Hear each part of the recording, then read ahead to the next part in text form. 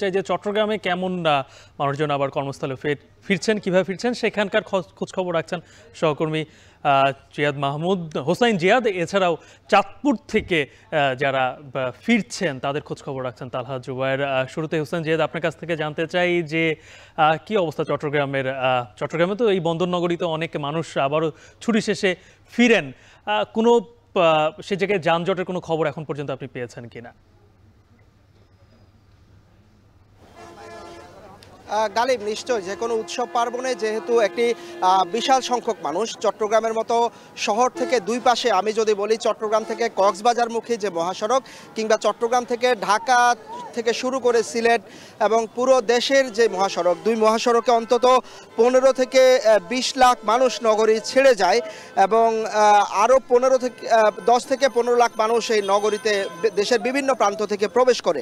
তারা একই সাথে আসলে এই সময়টি এই নগরী কেউ ছেড়ে যায়, আবার কেউ এই নগরীতে ঈদের ছুটি শেষে প্রবেশ করে। ফলে সড়কে যে যানবাহন কিংবা মানুষের চাপ সেটি স্বাভাবিকভাবেই বেশি। আর ঈদকে ঘিরে বিশেষ করে টিকিট পাওয়া নিয়ে দুশ্চিন্তা, সড়কের দুর্ঘটনা, যানজট কিংবা বাড়তি ভাড়া, ভোগান্তি, এই বিষয়গুলো আসলে থাকেই। তারপরও সারা বছর এই অনাত্মীয়ের শহরে যে মানুষের বসবাস, ঈদ উৎসব পার্বণকে ঘিরে এই ক্লান্তির শহরে যেখানে তারা দুশ্চিন্তায় থাকেন, পরিশ্রমে থাকেন, সেটি কাটিয়ে ওঠার জন্য আসলে উৎসবকে ঘিরে তারা বাড়ির দিকে যান, আড্ডা, আনন্দ কিংবা উল্লাসে মাতেন। সামাজিক কিংবা রাজনৈতিক চিন্তার যে পরিসর সেটিও তাদের বাড়ে, খুনসুটি বাড়ে।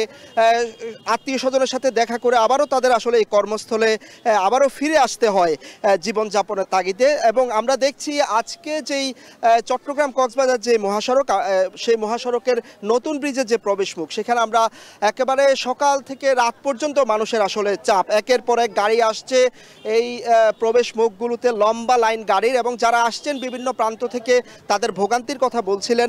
বিভিন্ন রুটে আসলে 10 থেকে 20 টাকা বা 50 টাকা পর্যন্ত বাড়তি ভাড়া কিন্তু নেওয়া হচ্ছে কক্সবাজারের এই রুটে, বিশেষ করে চন্দনাইশের পর থেকে লোহাগাড়া, সাতকানিয়া, কক্সবাজার রুট পর্যন্ত। আর পাশাপাশি একটু বলে রাখি যে শহরের যে প্রবেশ মুখ, সেখানে আমরা সিএনজির যে সারি সেটি দেখতে পাচ্ছেন। ছোট ছোট যানবাহনে আবার শহরে প্রবেশ করতে হয় এখান থেকে, সেখানেও কিন্তু কিছুটা বাড়তি ভাড়া, অন্য সময়ের তুলনায় বাড়তি ভাড়া নেওয়া হচ্ছে। তবে এইবার কিন্তু আলোচনায় উঠে এসেছিল কক্সবাজার মহাসড়কটি ঈদের দিন থেকে শুরু করে পরপর 3 দিনে আসলে বেশ কয়েকটি দুর্ঘটনায় মানুষ প্রাণ হারিয়েছে, 16-17 জনের মতো মানুষ প্রাণ হারিয়েছে এবং দুটি পরিবার একেবারে নিঃস্ব হয়ে গিয়েছে। তো এই রুটটি বা এই মহাসড়কটি 6 লেন করার দাবি উঠেছে, নিরাপদ নিশ্চিত করার দাবি উঠেছে সব মহল থেকে। তবে এই দুর্ভোগ দুশ্চিন্তা নিয়েই কিন্তু এখনো মানুষ ঘরে ফিরছেন। আজকে থেকে বেসরকারি অফিসগুলো খুলেছে, কালকে থেকে পুরোদমে শহর আসলে কর্মব্যস্ত হয়ে উঠবে। গালিব, আমরা চট্টগ্রামের খবর শুনছিলাম সহকর্মী হোসাইন জিয়াদের কাছ থেকে। এবারে চাঁদপুর লঞ্চ ঘাটের খবর একটু জানতে চাই তালহা জুবায়ের। তালহা, এই পদ্মা সেতু চালু হওয়ার পর দক্ষিণবঙ্গের মানুষ বিশেষ করে পদ্মা সেতুর উপরে নির্ভর হলেও চাঁদপুরের মানুষ কিন্তু লঞ্চের উপরেই ভরসা রেখেছিলেন, আমরা যতদূর জানি। কি অবস্থা, চাঁদপুর থেকে ফেরা মানুষের চাপ কেমন দেখছেন? আসলে গালিব, যেটা বলছিলেন, নৌপথে সহজ যোগাযোগ এবং নিরাপদ আরামদায়ক যোগাযোগ হওয়ার কারণে কিন্তু চাঁদপুর সহ শুধু চাঁদপুর নয়, আশপাশের লক্ষ্মীপুর, নোয়াখালী কিংবা শরীয়তপুরের মানুষজন কিন্তু মূলত ঢাকা থেকে যোগাযোগের জন্য লঞ্চ যাত্রাকেই কিন্তু বেছে নিয়ে থাকে। তো তারও ব্যতিক্রম কিন্তু এবারও হয়নি। মূলত দীর্ঘ সময় পরিবার পরিজনের সাথে ঈদের ছুটি উপভোগ করে কিন্তু এখন মানুষজন তাদের কর্মস্থলে ফিরে যাচ্ছেন। সকাল থেকে আসলে আমি দেখতে পেয়েছি চাঁদপুরের এই লঞ্চ ঘাটে কিন্তু যাত্রীদের বেশ উপচে পড়া ভিড় কিন্তু লক্ষণীয় রয়েছে।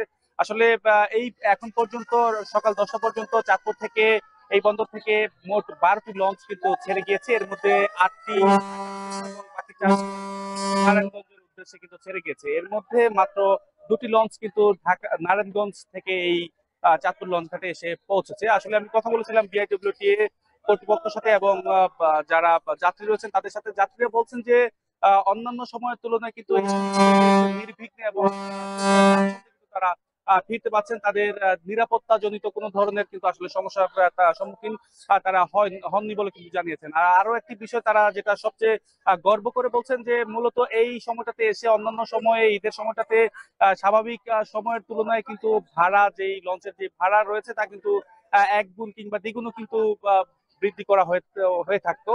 কিন্তু এই বছর কিন্তু লঞ্চের ভাড়া একদম নির্ধারিত ভাড়াই রয়েছে। তবে তারা বলছেন যে অন্যান্য সময় তুলনায় কিন্তু এখন যাত্রীদের চাপ বেশ কয়েক গুণ কিন্তু বেড়েছে।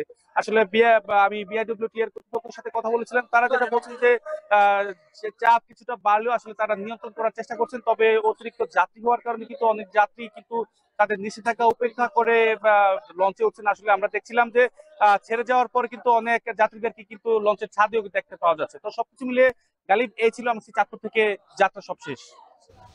চাঁদপুর থেকে ঈদের ছুটি শেষে ফেরা মানুষের খবর জানাচ্ছিলেন সহকর্মী তালহা জুবায়ের।